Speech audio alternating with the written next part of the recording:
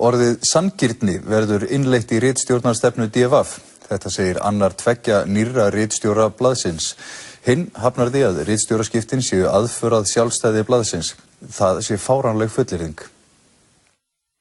Það hefur sjaldan ríkt lognmolla í kringum DFF, en það hefur blaðið löngum fetað einstigið á milli harðrar rannsóknarblaðamennsku og þess að halda upp í merkjum gulupressunar á Íslandi. Undanfarnir mánuðir hafa þó verið óvenju viðburðaríkir. Hörð átök urðu eignarhald á DFF síðsumars. Lyktir urðu þær að Reyni Traustasyni var sagt upp störfum sem ritstjóra í september. Hallgrímur Thorsteinsson var ráðinn í hans stað. Ný stjórn fól Eggerti Skúlasyni, almannatengli og fyrrverandi fréttamann á Stöð 2 að vinna faglega úttekt á starfi blaðsins. Úttektin vakti megna óánægju starfsfólks á blaðinu. Í nóvember keypti vefpressan í eigu Björns Inga Hrafnssonar meirihluta í útgáfufélagi DFF. Nú rétt fyrir áramót var Hallgrími Thorsteinsyni sagt upp störfum og Kolbrún Bergþórsdóttir og Eggert Skúlason voru ráðin ritstjórar í hans stað. Þá var nokkrum starfsmönnum sagt upp störfum.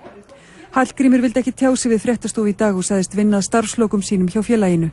Hann heygði ekki á frekara samstarfið félagið.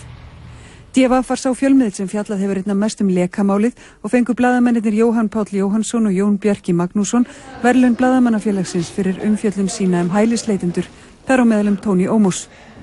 Jóhann Páll sagði upp störfum í dag.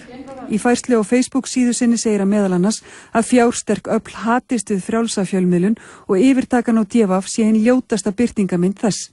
Það eru margir sem hafa áhyggjur af þessum ritstjóraskiptum og telja þarna sé verið að gera aðför að DFF sem beittu rannsóknar blaðamennsku tæki. Hvernig svarar því? Mér finnst þetta fáránlegt, mér finnst þetta fáránlega fullyrðingar og ég held að menn ættu nú bara eins og oft í íslenskri þjóðfélagsumræðu aðeins að bíða og sjá hvað verður áður en þeir eru mikið að tjá sig. Stærsta breytingin sem fólk mun sjá er að við munum taka mark af skýrslunum minni og innleiða orðið sanngirni. Í garð hverra? Allra sem fjallað um. En hefur úttekt Eggerts á vinnubrögðum ritstjórnarinnar reynst erfið byrjun á samstarfinu? Jú.